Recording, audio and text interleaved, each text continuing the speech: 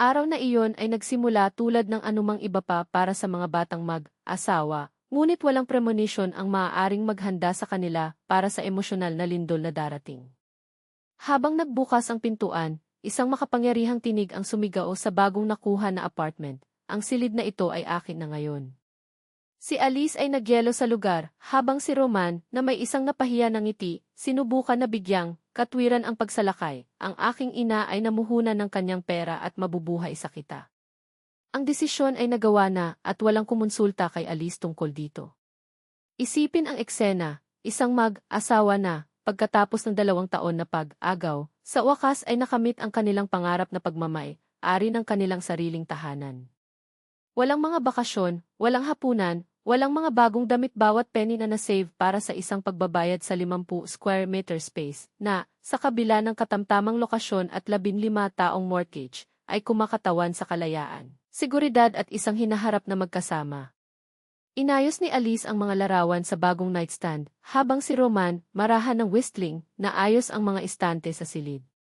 4 na taon ng pag-aasawa, at hindi siya nagkaroon ng anumang mga pag-aalinlangan. Siya ang tamang tao, mapagmahal, nakatuon, masipag. Programmer sa araw, freelancer sa gabi, lahat upang mapabilis ang paghahanap ng bahay na iyon. Ngunit mayroong isang anino sa perpektong larawan na ito, si Helena, ang biyenan. Isang 60 taong gulang na babae, na biyuda sa loob ng 7 taon, na ginamit sa pagdidikta ng mga patakaran at pagtrato sa kanyang anak bilang isang pagpapalawig ng kanyang sarili. Nang ipahayag ni Roman ang kasal, nakita niya ito bilang isang personal na pagtataksil. Sinubukan ni Alice, walang kabuluhan, upang makabuo ng isang relasyon. Ang bawat kilos ng diskarte ay dumating laban sa isang pader ng indifference ng nagyelo. Hindi ka sapat na mabuti para sa aking anak na lalaki, ang hindi sinasabing mensahe sa bawat kritikal na sulyap. Saan namin inilagay ang sopa? Tanong ni Roman na nakakagambala sa mga saloobin ni Alice. Paano ang malapit sa bintana? Sa ganoong paraan mayroong higit na ilaw para sa pagbabasa, iminungkahi niya. Tumango siya, ngunit ang sandali ng katahimikan ay nasira sa pamamagitan ng pag-ring ng doorbell. Sino ito? Nagtataka kay Alice. Sinabi ko sa aking ina ang tungkol sa bagong address, pag-amin ni Roman, bahagyang napahiya. Gusto niya talagang makita ang apartment. Isang buhol na nabuo sa tiyan ni Alice, ngunit pinilit niya ang isang ngiti at binuksan ang pintuan. May Helena, hindi magagawang sa kanyang starched suit, na may dalang isang malalakas na bag, ang kanyang mga mata ay umakyat kay Alice pataas at pababa, na parang tinatasa ang presyo ng homemade t-shirt at shorts. Magandang hapon, Helena, binati si Alice, na may isang cordiality na hindi tumutugma sa naramdaman niya. Halika, mangyaring. Ang biyenan ay pumasok nang hindi inaalis ang kanyang sapatos, sinisiyasat ang bawat sulok tulad ng isang walang tigil na inspektor. Kaya ito ang nakamit mo, tanong niya, na may isang tono na halong pagkabigo at kahusayan. Maliit, masikip. Niyakap siya ni Roman, hindi pinapansin ang kanyang puna. Nanay, natutuwa akong dumating ka. Gusto mo ba ng tsaa? Hindi, anak. Mayroon akong mahalagang balita, sagot niya, na may isang nakakainis na ngiti. Nagpalitan sina Alice at Roman na nakakaintriga na hitsura. Umupo ka, inanyayahan ni Alice, na nagpapahiwatig ng mga upuan sa paligid ng mesa na set up lamang nila.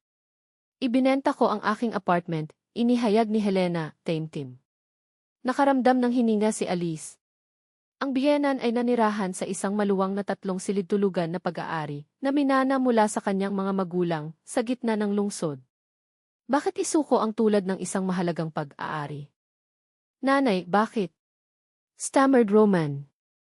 Sa aking edad, oras na upang mag-isip tungkol sa hinaharap, paliwanag niya, na may isang hangin ng isang tao, na maihawak na lahat ng mga sagot. Binili ito ng isang negosyante para sa isang mahusay na presyo. Bahagi nito na ginamit ko at bahagi nito tumahimik siya ng malaki. Gagamitin ko ito upang maglakbay. Palagi akong pinangarap na makita ang mundo. Una, hindi ako papayagan ng iyong ama, kung gayon maliit ka, ngayon nakasal ka, ito ang aking turn. At saan ka mabubuhay? Tanong ni Roman na may panginginig sa kanyang tinig. Lumingon si Helena kay Alice, ang kanyang mga mata ay nagniningning ng kasiyahan, ang iyong silid ay akin na ngayon. Ang mga salita ay nahulog tulad ng isang bomba. Naramdaman ni Alice na maputi ang kanyang mukha.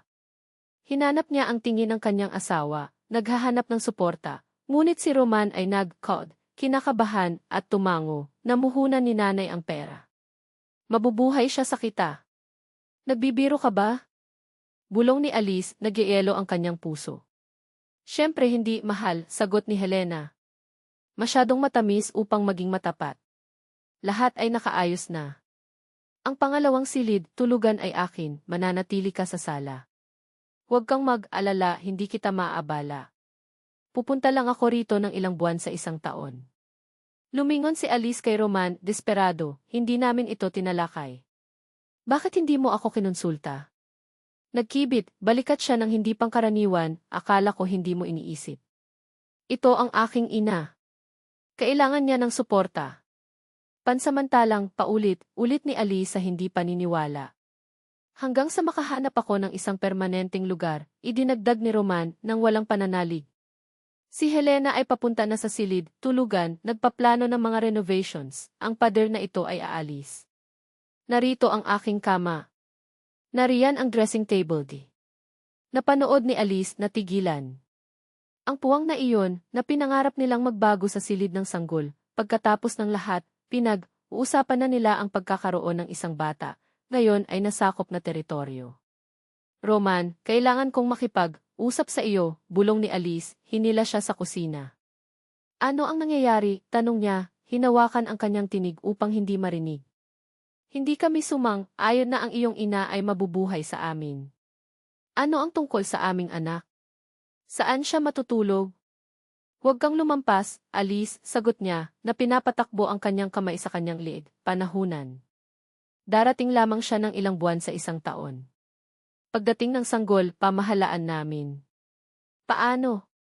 Papatayin ba natin siya o itaas ang aming anak sa aparador? Sumabog si Alice, ang pagputol ng galit tulad ng isang talim. Iyon ay kapag lumitaw si Helena sa pintuan ng kusina, mga bata, ang aparador sa aking silid ay napakaliit. Kailangan kong gumamit ng bahagi ng pasukan para sa aking mga bagay. Hindi ito tumagal ng isang oras bago sila pareho sa telepono, naghahanap ng mga pag-aari na magrenta. Si Helena, komportable na naka-install sa sofa kasama ang kanyang tsaa, napanood ang pagmamadali ni Roman na maihangin ng isang tao na hindi naunawaan ang pagmamadali. Anak, ano ang lahat ng pag-aalsa?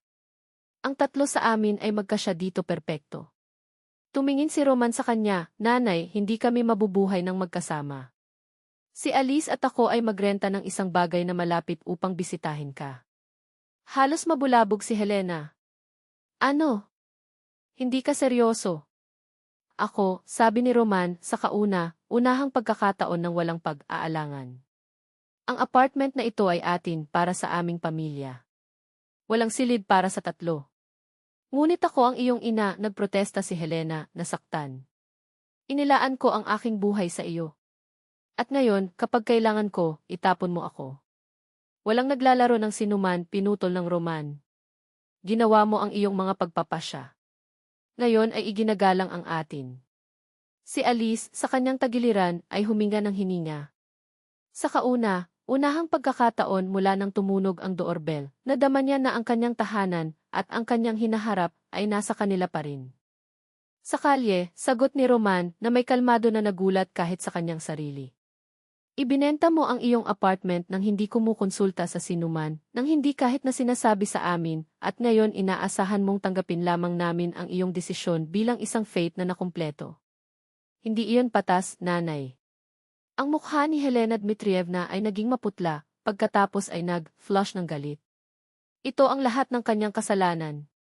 Nag-akusahan siya na nagtuturo ng isang nanginginig na daliri kay Alice. Naalis ka sa akin laban sa akin. Palagi kong alam na ang babaeng ito ay nais na sirain ang aming pamilya. Si Alice, na narinig ang lahat mula sa kusina, ay nakaramdam ng isang bukol na form sa kanyang lalamunan. Maniniwala ba si Roman sa kanyang ina? Magbibigay ba ulit siya? Ngunit pagkatapos ay tumunog ang tinig ni Roman, matatag tulad ng dati. Nanay. Tumahimik siya, sinusukat ang bawat salita. Mahal ko siya. Mahal din kita. Ngunit si Alice ang aking asawa at itinatayo namin ang aming pamilya. Pasensya na hindi mo ito matatanggap. Tutulungan ka naming makahanap ng isang lugar na mabubuhay.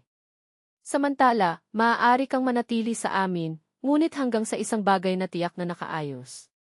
Tumayo si Helena Dmitrievna mula sa sofa na parang nasampal siya. Ang kanyang mukha ay nagkalat sa isang mask ng pagkagalit. Walang utang na loob. Siya spat, mahigpit na hinawakan ang bag pagkatapos lahat ng ginawa ko para sa iyo. Huwag kang mag-alala, hindi kita maabala. Mayroon akong mga kaibigan na pinahahalagahan ako, hindi katulad ng aking sariling anak. Tumungo siya sa pintuan, ngunit huminto sa pintuan, lumingon na may matalim na hitsura. At huwag mo ring isipin ang pagtawag at paghingi ng tawad. Na hindi ako magpapatawad. Ang pintuan ay bumagsak ng isang bang. Ang katahimikan na sumunod ay napakakapal na tila timbangin ang kanilang mga balikat. Bumagsak si Roman sa sopa, tinakpan ang kanyang mukha gamit ang kanyang mga kamay. Alice F. Umupo siya sa tabi niya, hindi alam kung ano ang sasabihin. Hindi ko inaasahan na kumilos siya ng ganyan, nagbulong siya, sa wakas. Pagbebenta ng apartment at pagpapakita lamang dito hindi iyon sa kanya. Ito ay palaging naging otoridad, ngunit hindi sa ganitong sukat. Siguro siya ay disorient sinubukan ni Alice, naghahanap ng isang dahilan para sa kanyang biyenan. Maaaring hindi mo naisip na tatanggi kami. Hindi ko alam, umiling-iling si Roman. Ngunit hindi ko siya pinahihintulutan na makausap ka ng ganyan. Ito ang aming tahanan, Alice. Aming.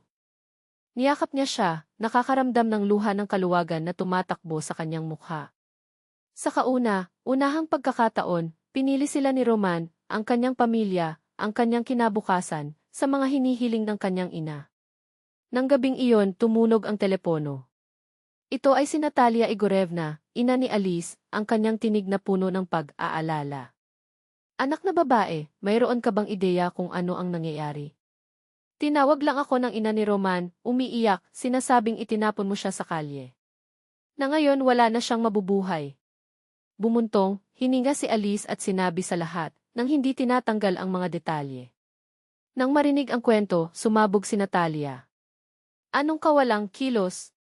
At ngayon, ano ang gagawin mo? Hindi nila maiiwan ang isang matatandang babae sa sitwasyong ito, gaano man siya mali. Alam ko, inasumang-ayon si Alice, kahit na ang kanyang biyenan ay hindi karapat-dapat sa kanyang pakikiramay sa sandaling iyon. Sinubukan na ni Roman na tumawag, ngunit hindi siya sumasagot. Kaya alamin kung nasaan siya. Tumawag sa iyong mga kaibigan at kamag-anak. Hindi mo maaaring iwanan ang isang taong ganyan, anuman ang kanilang ginawa. Tumango si Alice, kahit na hindi siya makita ng kanyang ina. Gagawin ko ito. Matapos ang oras ng mga tawag at mga katanungan, natuklasan nila na si Helena Dmitrievna ay nananatili kay Zinaida Alexandrovna, isang kaibigan sa matandang paaralan. Iginiit ni Roman na pumunta sila kaagad. Ang pintuan ay binuksan ng isang maikling babae, na may kulay, abo na buhok at mabait na mga mata, na tinanggap sila ng isang malungkot na ngiti. Siya ay napaka-iling, kinumpirma ni Zinaida sa isang mababang tinig. Ngunit sa pagitan namin, sa palagay ko ay pinalaki niya. Hindi mo maaaring salakayin ang buhay ng isang mag-asawa na ganyan. Si Helena Dmitrievna ay nakaupo sa tabi ng bintana, hindi gumagalaw tulad ng isang estatwa ng wax. Nang makarinig siya ng mga yapak, lumingon siya, at ang kanyang mukha ay isang halo ng sorpresa at sama ng loob. Ano ang iyong napunta rito? Tanong niya, malamig. Tumatawa sa matandang babae na wala ng patay. Naupo sa tabi mo si Roman, hindi pinapansin ang acidic tone. Nanay, nag-aalala kami. Hindi mo sinasagot ang mga tawag. At bakit ka sasagutin? Suminghot siya. Nilinaw mo na hindi na kita kailangan. Lumapit si Alice, maingat. Hindi namin sinabi na hindi mo kami kailangan. Gusto lang nating mabuhay ang ating buhay. Hindi ito makasarili, natural ito. Likas? Tumawa si Helena Dmitrievna. Kaya't ako, na nagtaas ng Roman lamang, na gumugol ng walang tulog na gabi kapag siya ay maisakit, na sumuko sa aking buhay para sa kanya. Hindi ako pamilya. Palagi kang magiging aking pamilya, ginambala siya ni Roman na may isang katatagan na walang tugon.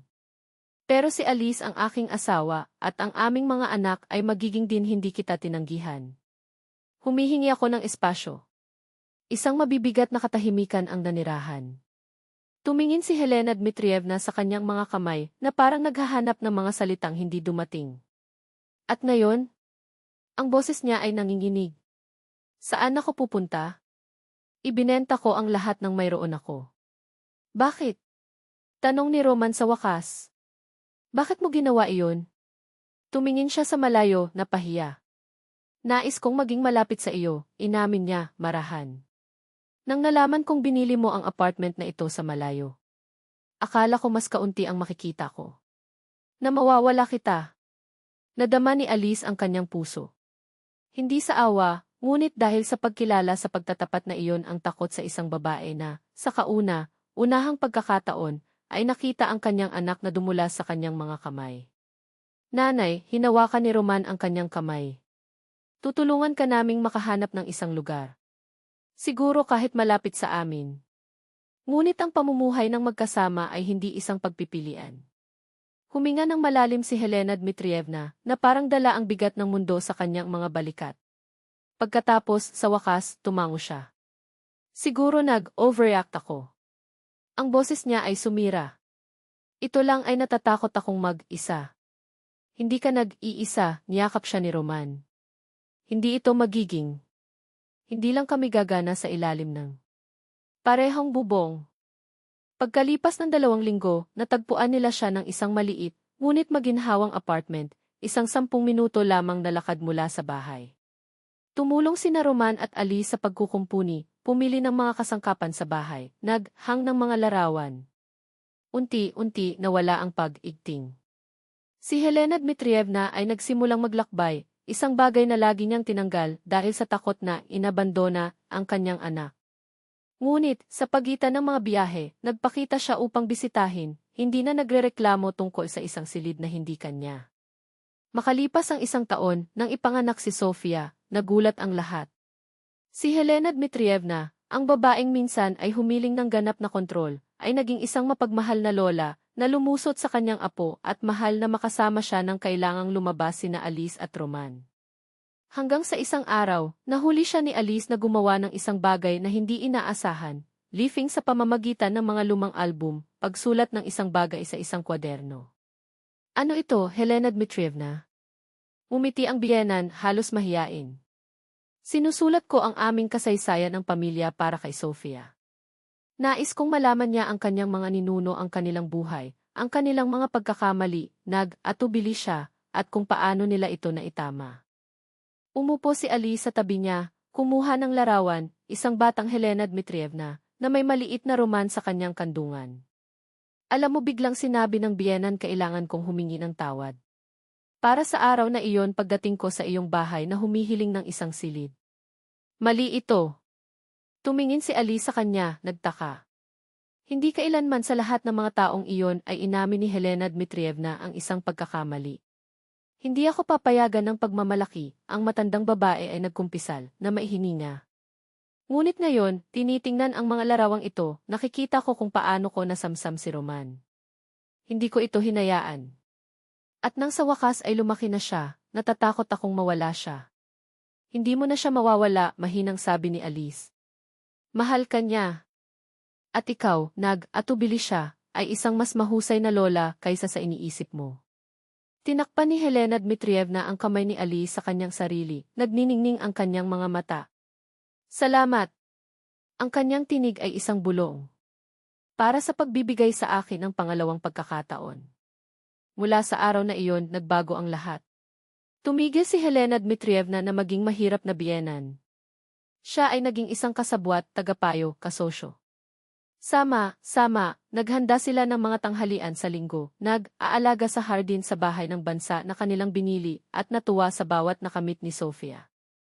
Pagkalipas ng 5 taon, nang ipanganak si Mikhail, walang nag-iisip na iminumungkahi na si Helena Dmitrievna. Hindi niya kailanman isinasaalang, alang na dapat siyang lumapit sa kanila. Mahal ni Helena Dmitrievna ang kanyang kalayaan, ang kanyang apartment na puno ng mga alaala, ang kalayaan na matanggap ang kanyang mga apo tuwing nais niya, o anyayahan sila para satsaa sa kanyang mesa ng marmol, kung saan ang mga tasa ng porselana ng Tsino ay glint sa ilaw ng hapon.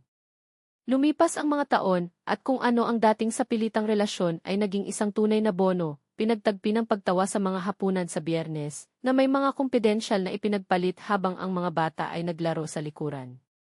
Ito ay sa isa sa mga hapon na iyon, nang pinag-usapan na ni Sofia ang politika, kasama ang kanyang lola, at iginiit ni Mikhail na malaman kung paano gawing si Blinii ang tamang paraan, na ang nakaraan ay muling nabuhay. Ibinaba ni Helena Dmitrievna ang kahoy na kutsara at tiningnan si Alice na may katapatan na pinapayagan lamang ng oras.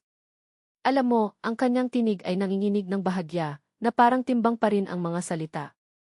Sa araw na iyon, desperado ako. Ibinenta ko ang apartment nang hindi iniisip ang mga kahihinatnan. Nais kong maging malapit sa Roman, ang tanging dugo ko, ang aking angkla. Ngunit halos malunod ko siya sa aking takot na mawala siya. Kung hindi ito para sa iyong pasensya at kanyang katatagan, ang lahat ay maaaring magkahiwalay. Hinawakan ni Alice ang kamay ng kanyang biyenan, ang kanilang mga daliri ay magkakaugnay tulad ng mga ugat ng isang puno na sa wakas ay natagpuan ang mayabong na lupa. Okay lang ngayon, bulong niya, hinawakan siya laban sa kanya. Wala ka ng isang solong dugo, Helena. May 4. At wala sa atin ang pupunta kahit saan. Ang mga mata ni Helena Dmitrievna ay puno ng luha habang nakita niya ang kanyang mga apo na tumatakbo sa paligid ng hardin, ang kanilang pagtawa ay sumigaw tulad ng musika. Marahil na ang impulsive na desisyon, ang kilos ng desperasyon ay kinakailangan.